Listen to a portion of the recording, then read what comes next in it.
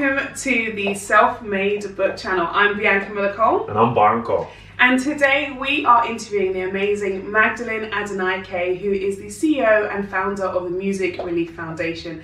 We're going to hear all about her backstory, why she decided to start this business, and what the future really holds. So welcome to the channel. Thank you so much. How are you today? I'm very well, very well. Good. Thank you. So, as we always like to start with one of the first and most simple questions, who are you? Let the audience know who you are and what you do.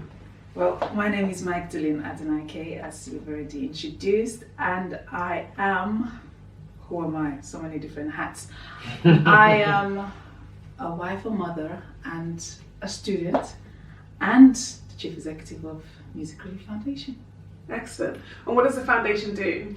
It's a youth charity, so we work very much with, previously was primarily the young people of Croydon, but we are now expanding borough-wide to London and eventually obviously moving forward from there. But it's very much about using music and the power of music and its creativity to support the well-being and self-esteem of young people. So each workshop is very different in regards to what we are offering. But one of the key things that we do offer within the schools is the issue on knife crime.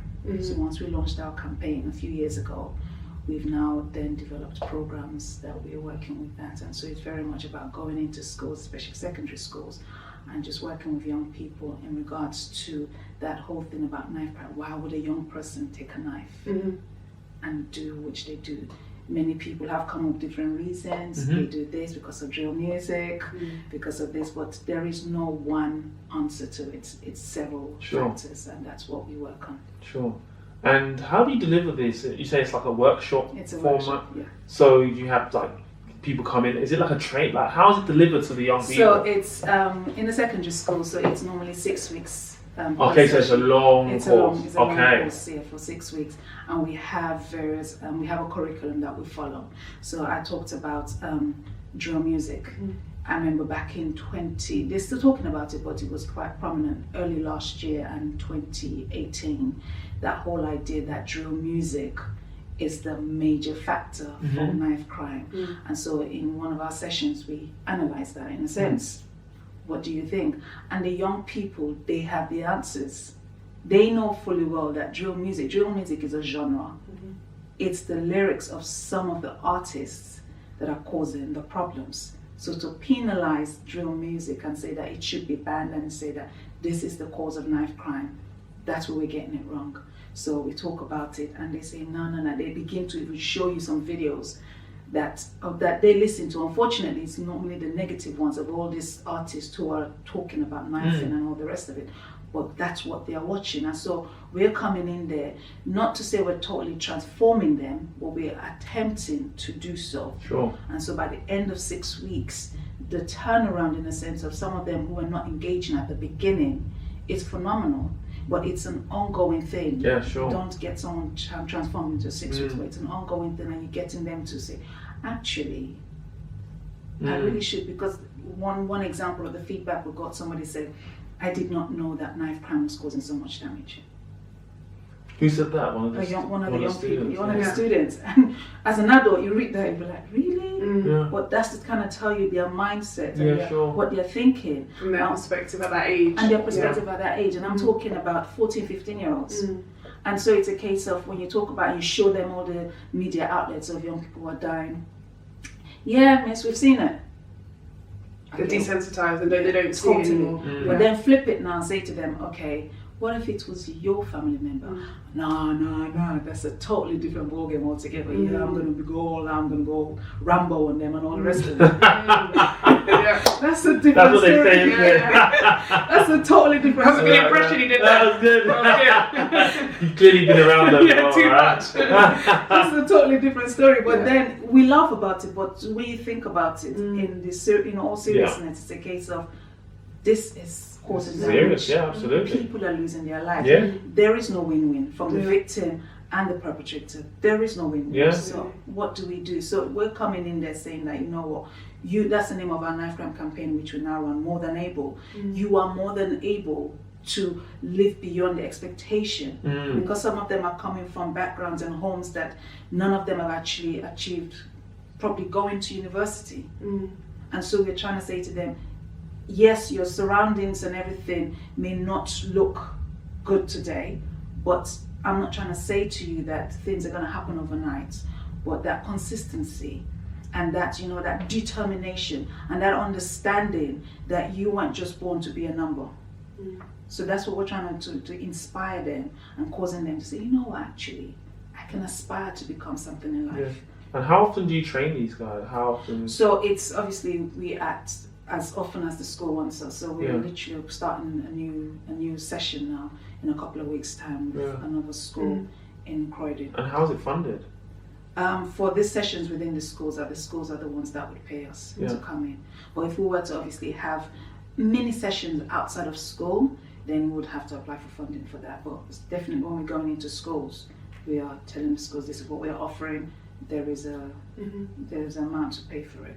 And is this 6 weeks, is it all about like conversation, debate, opening their minds, or is it actually, do they get to make music? They get to make music at the end. So the learning that they've had from that 6 weeks, at the end of it, they then go into the studio, because obviously that's the appeal, and that's one of the key things that you attract young people. You're speaking their language at this time now, is them going into the studio to record. So where you get young people going into the studio, those who are talking about obviously the knife crime, talking about those things, and those who are talking about loving up the girl and all the rest of it, you know. But this time now it's good clean music, but they're talking about things that they've learned. Sure. So it's not music that we're putting out there so we're going to benefit from, but it's about their learning. And so they go in there, they do this music, and then we have a celebration for them, like a end of project showcase within the school, where they invite their parents and family members to come and see what your child has been doing. And so the school has done, and this particular school, they've been phenomenal in their support, and for them to obviously keep opening the doors for us to come back must mean something. Sure.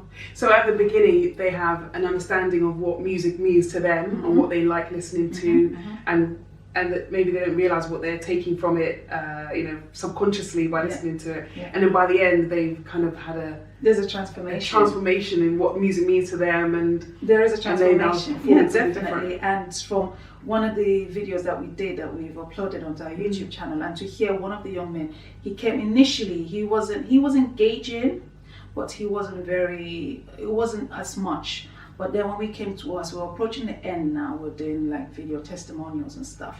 And so we're like, oh, who wants to do the videos? One of them, they were still doing an hour, but then two of them came up. Then the third one, this third young man who actually surprised me, he came on like, actually I'm gonna do it. And then he actually said it on video. He said, when this all started, I didn't really think much about it. This is his words. But then he started to talk about the benefits and how he's gained from it. And those things, those intangible things, they're like $1 million to us, because those are the things, and you're hearing it from the horse's mouth, the young people themselves, to say that, you know what, these things are what are helping us, are impactful. And so it's a case of, it's a continuous process. It's not a one-off thing. You have to continue to let them know that, you know what, we are here. And sometimes when we see them walking down the street in Croydon, oh, hey, Elise, and all the rest of it. It's lovely. Lovely, yeah. And do you feel that by the end they still want to listen to the same music they were listening to at the beginning? But they just have a different understanding of the power of that music. They have a definite different understanding. But it's not just music, though, is it? It's not just music. No, but I think as an adult, I think we interpret music differently. So we will listen to music, and we might listen to the same music that young person listens to, but from it they take away something totally different. And we have an appreciation of music is just music. It's just an art form. Maybe we like it, but we don't go out there and action what music talks about. But I think we forget that young people are still young and they're still impressionable, and that they might listen to the music and they take away a whole different mindset that we don't as adults appreciate anymore. Yeah, I can take that on board. But I think as well, it depends on the environment that you're around, and then what that music means to you based on your environment. You know. No, it's true. It's a mixture of both, because we've had young people say, you know what, they can testify to the fact that when they listen to some of those negative music, there's that level of anger, and they want to go out. They've actually said it, that we actually want to go out and do something bad. because they understand the power and the influence that music is bringing to them. So we are saying to them that yes, still be musical, that's who you are, but let's look at changing that narrative.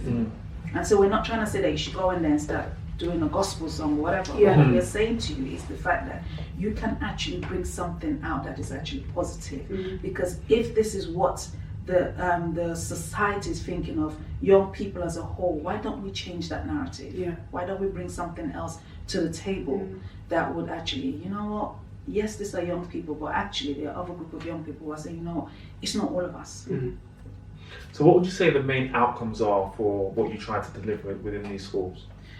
The main outcome is about giving that young people a different perspective.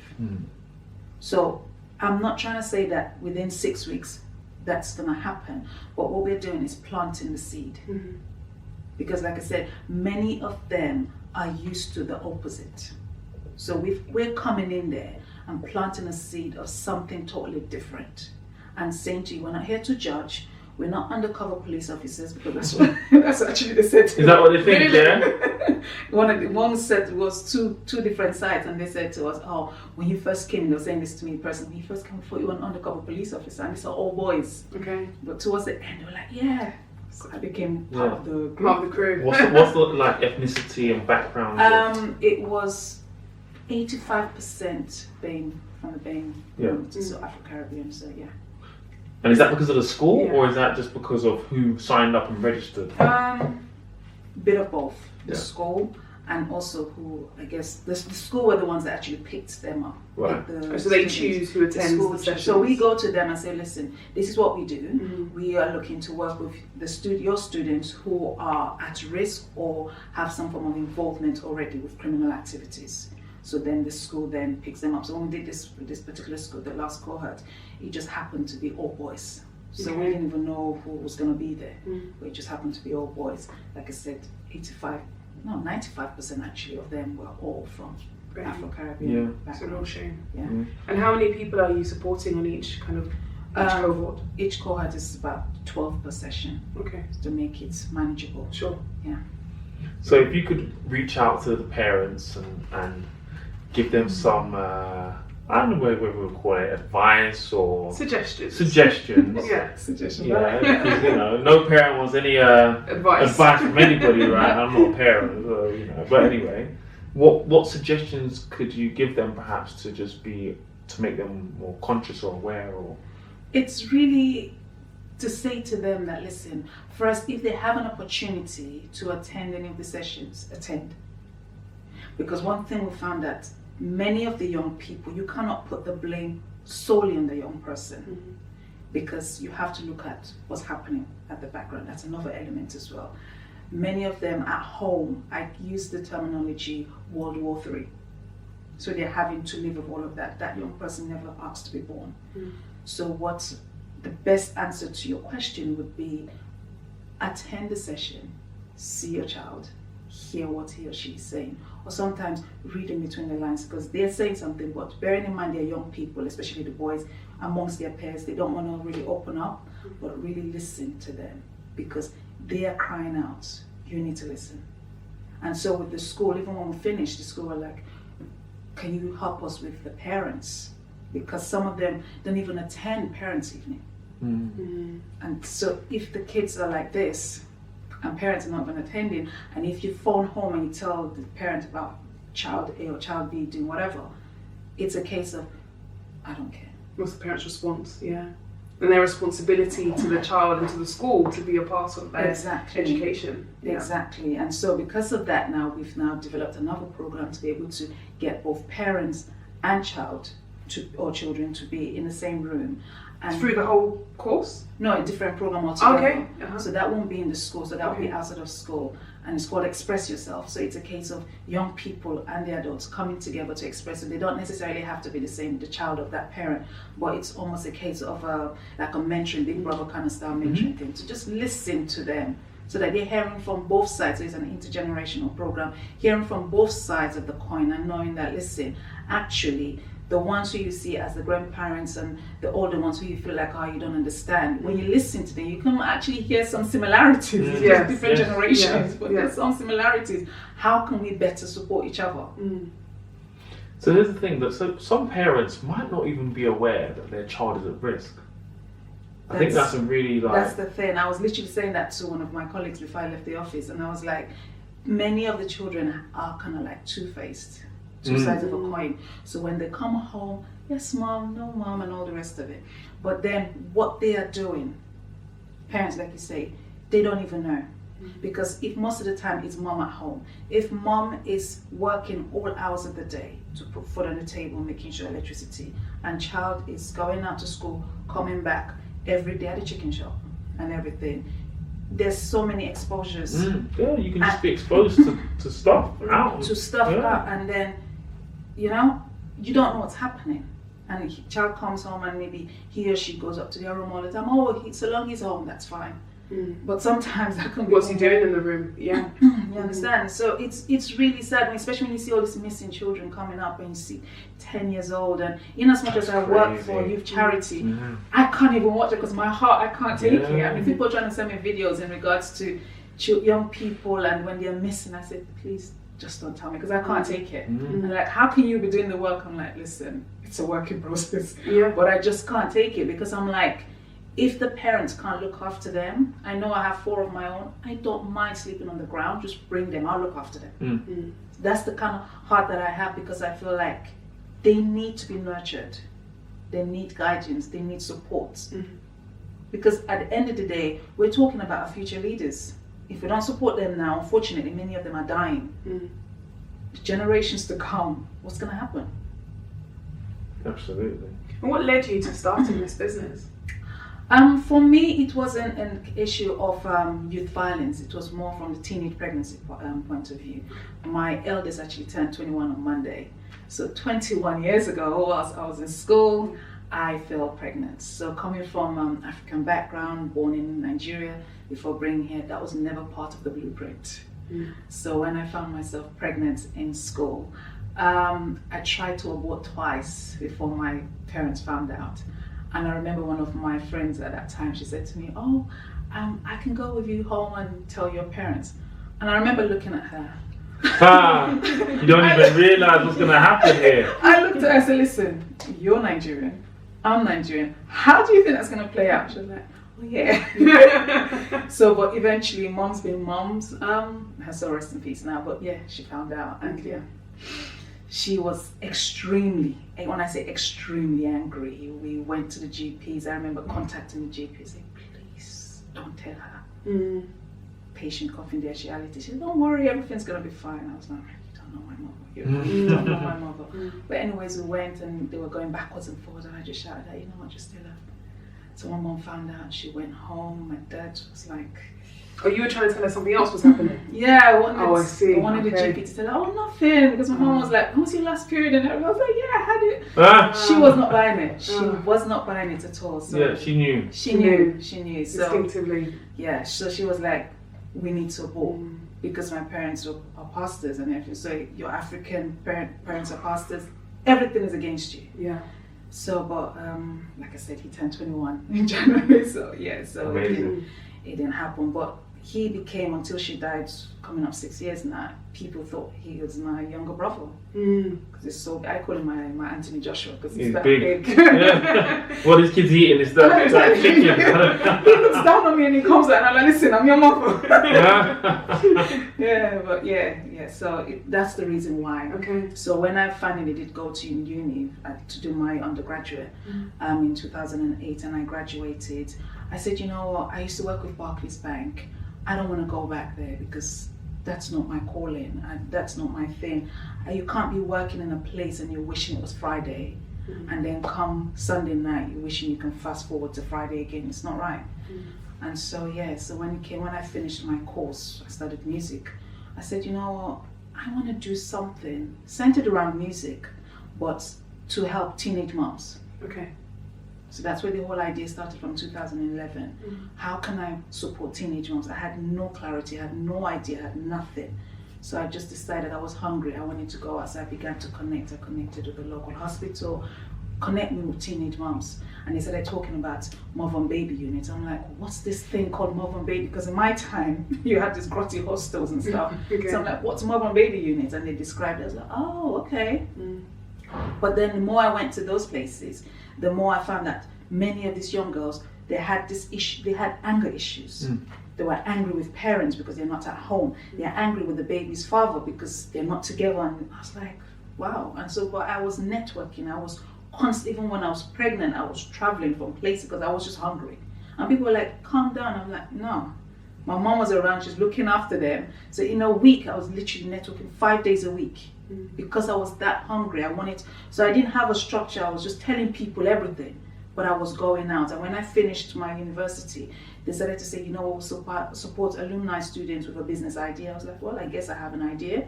Let's put things together. And I remember my first business mentor, she said to me, why don't you class yourself as a teenage pregnancy specialist? And that threw me, specialist, because I'm like, you need to get a master's, a PhD or something. She's like, no, you've been through it. So, but then that's how I just started. And the more I went out, the more it became obvious to me that I can't just focus on teenage moms, because obviously somebody got them pregnant, and then that's how it just kind of grew from there. Sure.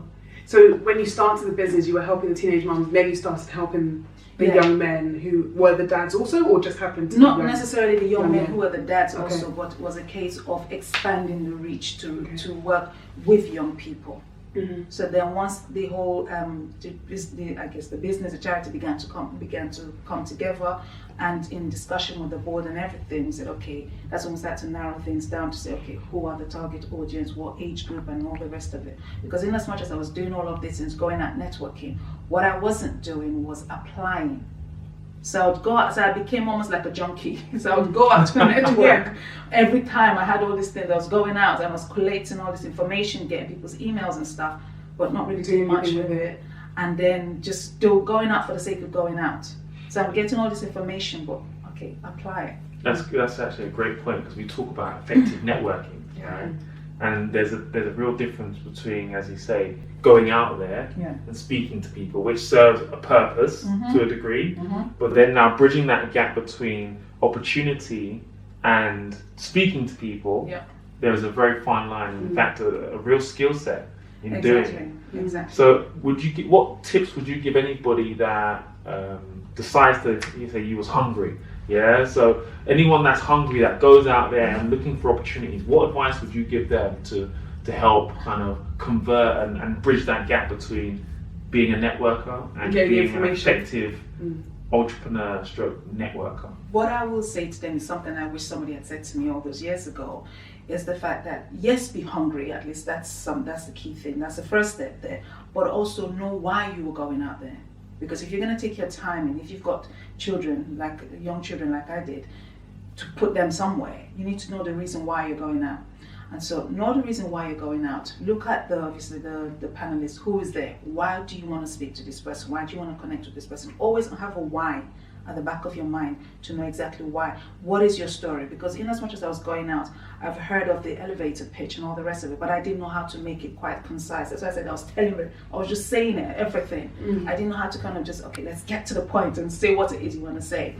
And so that's what I would say to them, really practice and know what it is, why you're going out there, what's going to be in it for you, and obviously what's going to be in it for the next person that you're going to connect with before just going out, because it's good, but it can also be a waste of time, waste of energy, and waste of money.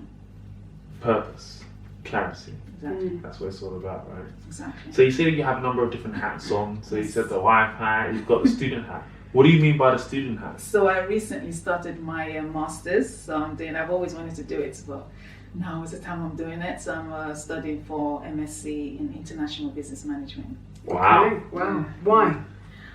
You said why. You said you always think about the why. Exactly. The reason why I'm actually doing it is looking at, obviously, it's networking again, but primarily it's about how do I take the charity to the next level. So obviously education for myself, but also how do I take the charity to the next level? What do I need to do? What else do I need to learn? And since being there, I've been in there now coming up 8 weeks actually, I'm blown away. literally, I'm blown away every single time, because I'm sat there thinking, wow, because obviously at the uni they are very much business. So I'm sat there in the charity hats coming from the third sector, and they know that because I'm very vocal about that. But it's about the application. Yes. It's still the same thing, but we might just be using different terminologies, but it's just about the application. And again, looking at how can the university and the charity work together. That's primarily why I'm there. What is the next level for the charity? The next level for the charity, well, we just got our charity status in October. Congratulations. Thank you very much. So the next level now, it's about establishing firm, accredited qualifications that we're going to be offering these young people from obviously their age group, that 14, 15, but also taking it to another level. So I talked about borough-wide. We've been primarily in Croydon. Now this year our year of impact is about spreading the news now on a borough-wide thing. So that's what we're looking at, going on a borough-wide journey. That's what we're on now. But more so, as we approach our 10th year next year, it's about fully establishing the Music Relief brand. So when people talk about Music Relief, they know fully well, because yes, there's an understanding, but for me now, it's like, okay, how much do you really know about Music Relief, and how much support do you know that we can actually offer you as that young person, or as the adults, or even vice versa, how they can also support us as well. Sure. So give us some fun facts about you and or the business. Three of each. The things that people might not know about you and the business. They could be good, bad, or indifferent. Fun facts. So I spoke about my mom, and I would say I am my mother's child. Yeah, of course. In a sense of all the things that I like, oh my God, why is she doing this? I've now become. Oh my God, no! I pray that doesn't happen. I mean, that's normal. I've now become, so if my children will be like, no, mom. So like when moms do like these really strange things that sometimes is really. I feel like you started digging a hole and you continue to dig. Yeah, it might as well. All right. So and you sometimes look and be like, but that doesn't make sense, mom. That happens, right? Yeah, it does, and my kids are like, it happens. But I think that when you reflect, often as an adult, when you reflect, you think, no, even as an adult. But now you're saying you didn't understand. Even as an adult. Hey, I can't comment on even though it still happens today, and you're like, okay, yes, mom. Is that what? Yeah. So for me, it's a case of when obviously I'm not working, I'm at home. I could literally come out. Well, some people do. I don't know about everybody. I can come out like if I'm at home and we were wearing like a native wrapper, so a cloth. I could come out with that, with socks and my fluffy slippers to go down to the shop, and the kids would be like, "Why?" And when so you're saying you are free when you go to the shops to wear whatever you want, and the kids. But you're representing your children. You know that people know you, right? That's the more reason. That's a good fun fact. Yeah, that's a good one. I like that. He would do that. Yeah, that's something I'll do. And when Man's Not Hot came out, yeah, I did my own impression. Oh wow, we gotta see this. I'm gonna say no. No, we gotta see this. I'm protecting your brand manager. This is like it's not posted. we gotta see this. So I did that in the kitchen, and it was just a case. We don't want to see this. Yeah. He's 16 next month, and he looked at me and was like, "Why?" Oh goodness! And because you hang out with so many young people, you thought you had it, right? Wow, I love that. He just said to me, "Why? Why did you do this?" I was like, "Purely because I'm your mother, and I can do it." You can do what you want. Oh wow! Yes, and you're like, is it recorded somewhere? I'm just curious. No. When you take the cameras down, I recorded and I was actually looking for it. I went onto iCloud looking for it. I think they snuck it. They deleted it.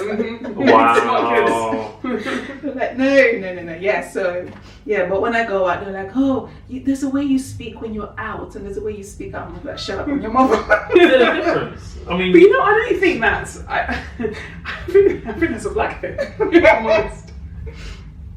And it also might be a generational thing.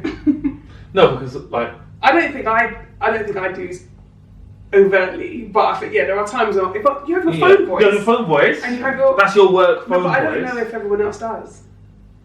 Yeah. All right. In the comments Jamaican, below, African guys, thing. we want to know when you're at home with your friends, do you speak differently to when you're at work or on the phone? I think we're naturally Yes or no? comedians. We want to know. Do you speak differently or not? Okay, because we wanna know. I think most people, they put on their best voice.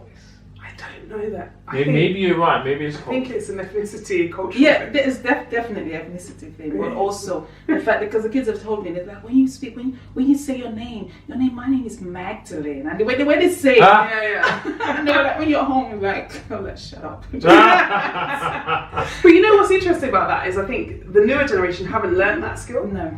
They don't get it. So if you think when I go into schools and you speak to young people, they're speaking to you the same voice, tone, language as they speak to their friend. Yeah. And all my friends who are teachers are always having to correct the kids, like, you're not speaking to someone your age, you're speaking to a teacher. And I don't think they see the difference, whereas I think we were brought up to know phone voice when you're outside, when you're at work. Your auntie, your uncle, the pastor. The keys, everything's got to be done right. Exactly. And also when I'm home as well, in as much as I may not speak my language, but like the West Indians would say patois, so we have our broken English, and so it's trying to say to them, listen, yes, we're in England, but when you're home, we're in Africa. Yeah. When you step back, we're in England. We're in England. That's right. Yeah. I love maintain that. It's different, right? So, who are the types of? Is it just schools and colleges that are your target audience in terms of? No, it's everybody. So obviously we've got the schools workshop, and then I call it the community sessions that we have, which is outside of schools, which is obviously within our offices, and we do run holiday clubs as well. Yeah. So it's for everybody. Sure. But for the schools one, it's a very tailored thing. So that's one aspect of the school, because we also deliver fencing as well, and we do that in primary schools. So again, that's just the kids. Doing that, so it's different audiences. So if you could say, if you were looking for 3 groups of people to take your business to the next level, what would that look like, or who would that look like? That's a very good question. 3 groups of people would be looking for, putting on the music hat, would be looking for a musician, because of the fact that obviously that there's an alignment there. Someone that has a similar backstory to the organization, but someone that is very down to earth to let the young people know that what they see is not fully as it is. Someone established that we'll be looking at. We're looking for a successful entrepreneur, regardless of the field that he or she is in, purely because of the fact that we need that, again, for that one to come and act as a kind of a role model to the young people and to their families as well. Again, some similarities with the background to let them know that there's nothing impossible.